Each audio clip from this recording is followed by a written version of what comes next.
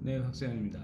자, 얼마 전인가요? 제가 이제 이거 요즘에 파이어족인가 이거 때문에 꽤나 많이 이걸 좀 보는데 이 연예인이셨죠? 개그맨. 이분이 하는 두 번째 이야기가 있네요. 뭐 계속 뭐 원래 있었겠지만 오늘 한번 보면서 같이 한번 얘기를 한번 해볼게요. 자, 일단은 한동안 무슨 뭐 이렇게 이야기를 나오면은 좀 이렇게 편안하게 끌었던 이분이었던 것 같아요. 근데 때를 기다리면서 칼을 갈아라. 자산 100억을 넘보는 개그맨. 아니 기회인지 뭔지도 모르고 지나간다니까? 칼을 갈다가 이 시기가 비겁한 지점이다 할 때 그냥 깊이 찔러놔요. 반가워. 자, 황현희 씨. 이분에 대해서 얘기하는 거네요. 지금 보니까. 예전부터 이분이 뭐 얘기 나오는 것도 있을 때 많이 있었죠. 개그맨. 뭐 공채에서 쭉 나왔어요. 근데 전성기 때 수입의 지금 10배를 번 투자자라고 얘기 나오네요. 일단 투자자라는 얘기죠. 나는 1가구 1주택은 무조건이라고 보거든. 1가구 1주택은 나라에서 주는 세금 혜택도 굉장히 상당하고 우리 가족이 그 바탕 안에서 즐겁게 삶을 영위할 수 있는 그런 공간이잖아. 그래서 많은 분들이 1가구 1주택이 첫 투자가 됐으면 좋겠다라는 생각이 들어. 오래돼도 또 재건축이 가능한 그런 제약이기 때문에 나는 1가구 1주택은 무조건 누구나 다 성공할 수 있다. 근데 단 지금은 서울 아파트 가격이 고점이라고 하지만 요 다음 비겁한 지점이 분명히 오거든. 이제 부동산으로 돈 벌 수는 없어 이렇게 생각하는 분들 많은데 결국에는 내가 어느 시점에서 사든 내가 그 투자물을 10년 이상 보유하고 내가 사는 곳이라면 그 가격이 뭐가 중요해. 내가 사서 보유하고 있으면 길목을 지키는 투자가 자동적으로 된단 말이야. 이 봐봐. 생각보다 자, 이 이야기예요. 자, 어느 지점에 사든 어느 시점에 사든 이게 그 정도의 시간 투자가 일단은 되고 있는데 내가 그걸 영유를 하면서 있어요. 근데 크게 지금 걱정을 하면서 가는 투자가 아닌 그 길목을 기다리고 있어요. 이게 비겁한 시점이라고 이분은 또 얘기를 계속 하시는데, 그렇다면 제가 계속 말씀드렸던 말씀 중에서 그 중요한 이야기가 있어요. 왜냐면 어차피 토지 투자는 시간 투자입니다 라고 얘기를 했어요. 근데 이게 그 시점에 샀던 것 자체가 물론 그 전에 샀으면 더 많은 이득을 받겠죠. 그런데 때에 따라서는 아직까지도 안 되는 것들도 있어 라고 하는 것들은 정말 모르고 샀던 것들은 있겠죠. 자, 집을 1가구 1주택 갖고 있어요. 이분 지금 황효희 씨가 얘기하는데 그래요. 10년을 넘게 샀는데도 아직까지도 그 모양인 땅들은 어떻게 하실 거고 그 모양인 집들은 어떻게 하실 거예요. 이렇게 이야기한다면은 막 끝을 갖고 막 이렇게 꼬치꼬치 캐묻는다라는 식의 개념이 되는 거지만, 그래도 어디를 사야 되는지의 개념들, 그런 것들을 보자는 거였어요. 아파트 사서 돈 많이 벌었다는 사람이 주변에 많은 이유는 투자물을 어떤 데 사서 사이클 돌잖아. 지키고 앉아있었기 때문에 그 길. 이 이야기예요. 어디를 샀느냐에 따라 다른 거예요. 길목을 지키고만 있었던 거죠 지금. 길목에서 만나는 거야. 근데 반대라고 생각해봐. 지금 유행하는 투자물 한번 따라간다고 생각해봐. 계속해서 이 지점을 만날 수가 없어. 패션도 마찬가지잖아. 힙합을 좋아하면은 힙합만 입자, 중장선 입잖아. 그럼 한 번은 패셔니스타가 된다니까. 살면서 한 번은 한 패셔니스타가 번은 될 수 걸려요. 있어. 이 근데- 패션도 진짜 패셔니스타 소리를 들을 수도 있는 거 아니야? 주장창 쫄 반팔 폴라티를 입는다 여기서. 그 이거 한 번은 오거든. 이게 지금 패셔니스타의 모습일 수도 있다라는 거잖아. 언젠가는. 나는 투자에 있어서 가장 미련한 짓이 뭔가 맞추려고 하는 게 그거는 신의 영역이야. 우리가 어떻게 할 수가 없어. 자, 굉장히 중요한 얘기 해주네요.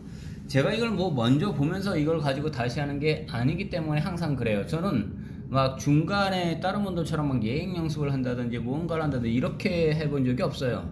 무언가를 어떤 뭐 종이를 봐가지고 뭐 이렇게 지금 뭐 그걸 뭐 팁을 보면서 이야기하지도 않아요. 있는 그대로 보면서 얘기를 하는 거예요. 자, 이걸 뭔가를 때를 맞추려고 하는 거 아니에요. 그건 신의 영역이라고 했잖아요. 그럼에도 불구하고 저 같은 사람들이 하는 것들은 뭐냐면 분석이라는 건 해줘야 돼요. 아, 이 정도의 이런 것들이 어느 정도까지, 그런 것들 분명히 분석은 어느 정도는 해야 되겠죠. 하지만 때를 기다린다, 이거 굉장히 중요한 말이네요. 나 이번에 테슬라 팔았어. 캐시가 흘러나오는 구조를 만들기 위해서 보증금을 만들어줘서 전세였던 거를 월세로 돌렸단 말이야 이번에. 그러면 현금을 마련해야 될 거 아니야. 근데 나는 다 투자가 되어 있으니까 나는 현금 쓰레기다라고 생각하는 사람이기 때문에 주식에 가장 많이 담겨져 있는. 제가 지금 뭐라 그랬습니까? 현금 갖고 있는 것 자체는 쓰레기다 라고 얘기를 하셨죠. 그러다 보니까 다 투자가 되어 있는 상태다 보니 지금 또 다른 걸 또 투자를 뭔가를 해야 되니까 시드머니를 또 만들어야 되는 거예요. 이런 식의 개념들이에요. 똑같아요. 어디든 보게 됐을 때 항상 시드머니는 계속적으로 만들어지게끔 하는데 없다라고 끝이 아니라 또다시 만들어지면 그걸 가지고 또다시 한다. 현금만 계속 갖고 있다고요? 이분이 직접 얘기했잖아요. 봤더니 테슬라더라고. 근데 테슬라가 많이 눌려 있었어. 오르기 시작하는 거야. 꿈틀꿈틀. 그래서 지금 올랐으니까 지금 팔아야겠다. 라고 해서 맞아. 700에서 팔았어. 250 정도에서, 그러니까 분할하기 전에. 그때 샀으니까 코로나 때 3배 벌었지. 뭐 팔고 나니까 $1,000가 가는 거야. 나는 분명히 이익을 얻었거든. 근데 기분이 나빠. 이러면 안 돼. 이 주식이 어떻게. 자, 무슨 얘기였어요? 잘 보세요. 250에 사서 700에 팔았으면 약 3배 정도. 약 3배 정도는 충분히 지금 갖고 갔죠. 그런데도 $1,000가 갔다. 그런데 팔고 나서도 기분이 나쁘다. 아니요, 그렇지 않아요. 이분은 항상 또 다른 걸 그걸 가지고 또 투자를 했습니다. 그렇기 때문에 여기서 얻은 것들 아니에요. 그럼 $1,000 됐을 때 꼭 1,000에 팔았다 가정을 할게요. 그럼 1,000에 팔았을 때 문제는 700에 팔았고 나서 다른 데 투자할 수 있는 그 기회비용은 사라졌을 겁니다. 갈 것이다라고 예측하는 거는 위에 있는 게 아니야. 이번에 다시 한번 느낀 건데 들썩들썩하고 막 열받고 막 이럴 수 있는데 그걸 맞췄다고 해서 좋아할 필요도 없고 틀렸다고 해서 슬퍼할 필요도 없다라는 거지. 어차피 그 투자물은 계속해서 존재하고 사이클은 항상 순환이 되어간다. 이 투자물이 오늘까지 어떻게 왔는지 그 어제를 좀 봤으면 좋겠는데 항상 오늘만 보고 왜 서울의 아파트가 이렇게 됐지? 나는 벼락거지다라고 생각하는데 전혀 아니거든. 분명 서울의 아파트의 시장은 뭔가 꿈틀꿈틀하는 뉘앙스를 계속 주고 있었어. 메시지를. 서울의 아파트는 누구나 갖고 싶어하는 제약이기 때문에 올라갈 수 있는 여지가 굉장히 있다라는 거를 사실 계속 표현하는데 우리는 그거를 무시하고 있었던 거지. 이 기회는 계속 있잖아. 근데 귀와 눈과 뇌를 열어놓고 계속해서 경제 공부를 꾸준하게 하지 않으면 지금 이 순간이 기회인지 뭔지도 모르고 지나간다니까? 네. 자, 여기서 잠깐 제가 얘기를 하나 좀 한번 해볼까요? 자, 무슨 얘기를 할 거냐면요. 자, 우리가 이게 깨진 유리창의 법칙이라는 걸 알고 계시죠? 그냥 한번 쳐보시면 나와요. 깨진 유리창의 법칙이요. 아주 깨끗한 동네에 갔을 때는 그 동네에다가 막 무언가를 버린다고요? 호텔 로비에 5성급, 7성급 호텔에 들어가서 껌을 버리고 담배꽁초를 집어 던지고 가능할까요? 때려주기도 못할 거예요. 근데 재건축 지역들 막 가다가 보면 유리창들이 막 깨져 있어요. 거기는 완전히 폐허가 되다 못해 뭐가 나와요. 그 다음에는 막 쓰레기들 들어가고 완전 우거지대가 되고 막 난리도 아니겠죠. 그러니까 항상 뭐부터 쳐요? 이게 가설제라든지 펜스부터 치죠. 이런 것처럼 어떤 식의 행위나 조짐들이 딱 보이기 시작을 해요. 그런데 이걸 썼던 사람이 누구냐면 하이니라는 그분이 썼어요. 근데 이분이 썼던 책에 또 다른 게 있어요. 329 1이라고 하는 그 법칙이 있어요. 어떤 게 사건이 딱 드러날 때까지는 300번의 어떤 징후가 보이다가 29번의 뭔가를 계속 또 보여지다가 결국에는 한번 나타난다. 이게 329 1의 그 숫자의 법칙이에요. 똑같은 이치예요. 어제였나요? 어제였나 그 제주도에서 분명히 저게 터졌어요. 무슨 지진이 일어났다 그랬죠? 이게 단층 때 분명히 우리는 환태평양 조산대에 있기 때문에 무슨 어떤 게 조짐이 나타나요. 이 이야기가 왜 갑자기 이런 이야기들을 같이 얘기할 수 있느냐? 똑같아요. 투자라든지 어떤 거든 물건이 오른다든지 뭔가 개발이 된다든지 그건 조짐이 분명히 있어요. 자, 계속적으로 이거 지금 일단 확대를 해놓고 지금 계속 보겠습니다. 내가 가장 많이 했던 것은 나는 어떤 사람인가에 대해서 다시 질문을 했었어. 근데 개그맨이 되기 전에 나는 먼저 적어봤거든. 야, 나 개그맨 될 거라고 하니까 친구들 되겠더니 그 말이 제일 웃겼다라고 그러더라고. 진짜 왜 이렇게 비웃지? 내가 개그맨으로 성공할 수도 있지 않을까라고 해서 나의 장점을 한 50가지를 1번부터 적기 시작해서 5개, 6개 또 나오면은 그 뒤부터 안 나와. 말도 안 되는 거 저거 좀 귀엽게 생긴 것 같아. 그런 거 있잖아. 6개부터 없으니까 어떻게 되겠어? 오롯이 나에 대한 생각을 해보는 거야.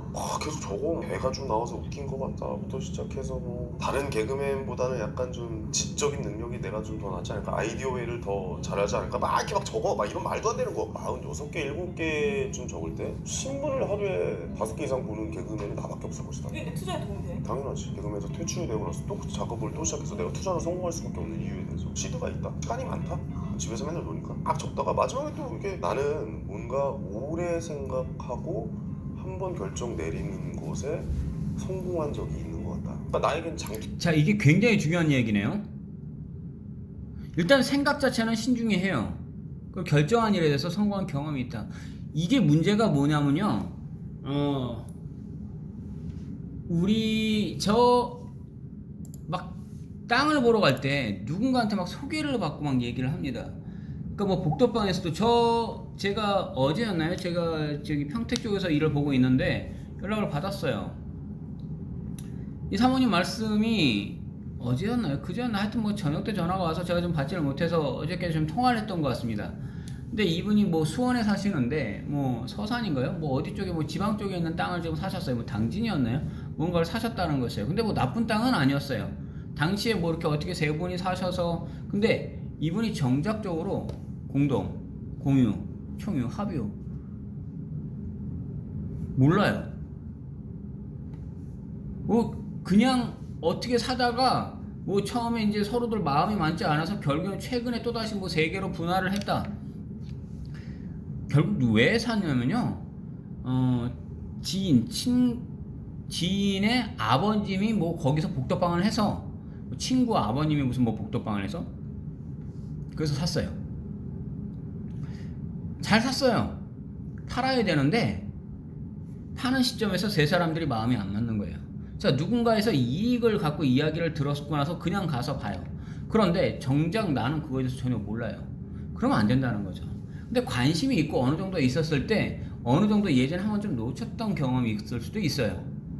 제가 내일쯤에는 또다시 검단 쪽을 가봅니다. 왜냐면 이 일대에 지금 굉장히 난리도 아니기 때문에 그래요. 이분은 굉장히 좋은 선택을 할 수 있는데 원래는요 예전에 한 번 더 기회가 있었어요. 훨씬 더 좋은 기회가 있었는데 그 기회를 놓치고 거의 3년을 돌아오고 나서 하다 보니까 벌써 가격이 굉장히 많이 올랐어요. 그럼에도 불구하고 지금 타임이라도 들어가서 딱 잡는다는 거예요. 그러면 이 사람들은 굉장히 크게 수익을 봐요. 하지만 지금 당장 보느냐? 아니 그렇지는 않아요.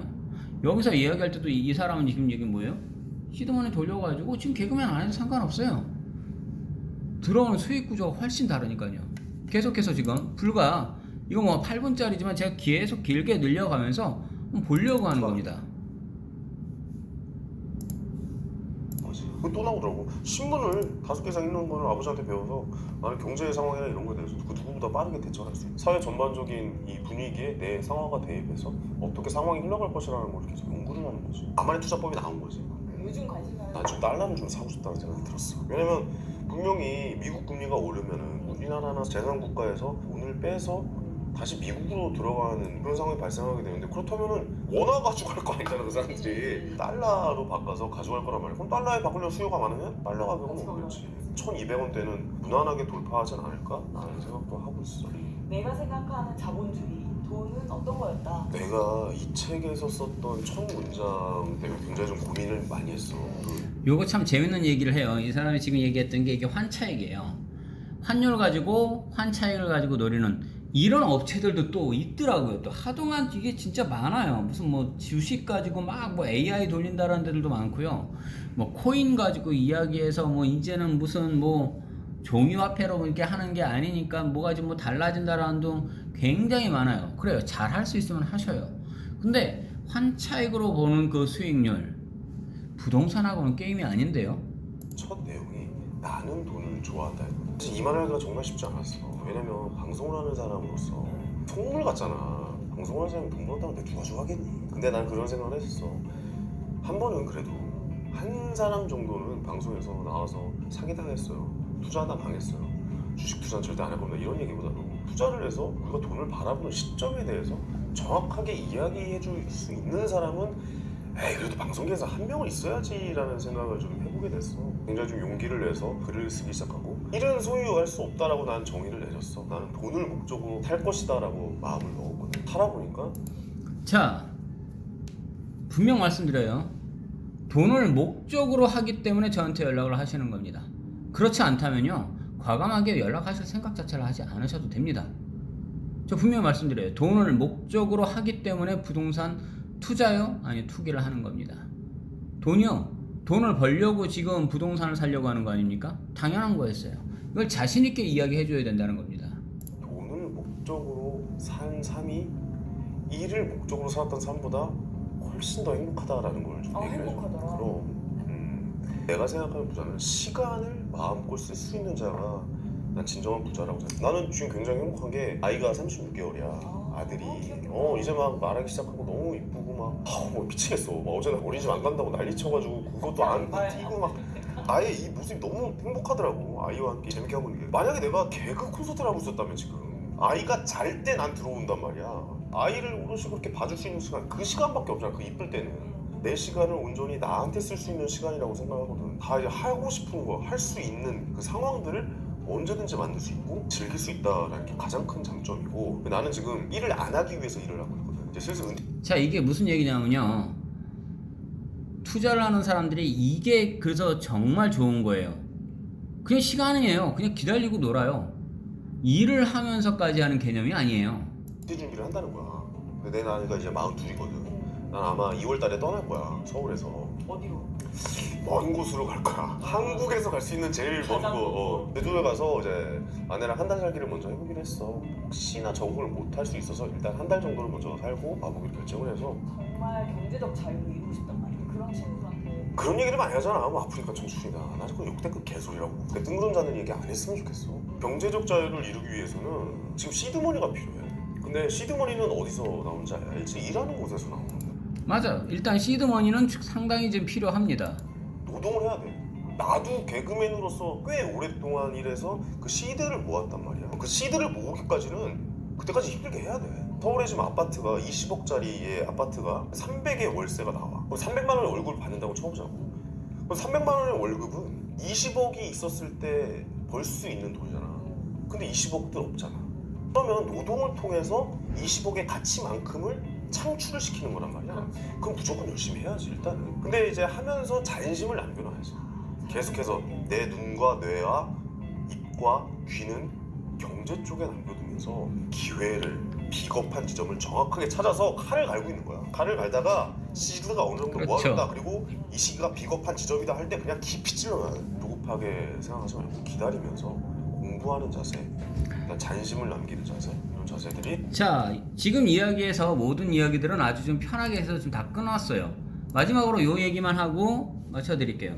결론적으로요, 이 사람도 어느 시점을 기다렸어요. 계속적인 그 시점을 딱 기다리는 마지막 순간에 뭘 했어요?